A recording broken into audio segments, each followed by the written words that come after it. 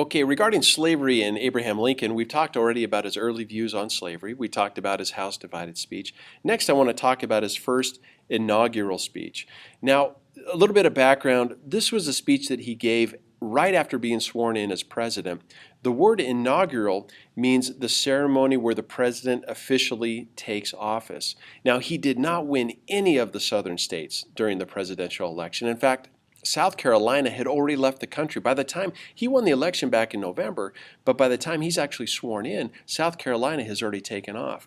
The main purpose of his speech was not to end slavery, not at all. In fact, you're going to see some interesting things that he says about in his speech. He doesn't suggest at all to end slavery. His main purpose is to avoid civil war. He promised in the speech not to interfere with slavery where it already existed. So those southern states where slavery was legal, he promised not to interfere with it.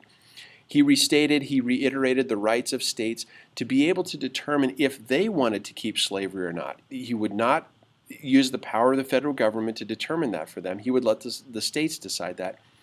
He even promised to enforce the Fugitive Slave Act of 1850, which we had talked about before, and to return runaway slaves back to their owners, and that the Constitution could be amended or changed, but that South Carolina had no right to leave the Union.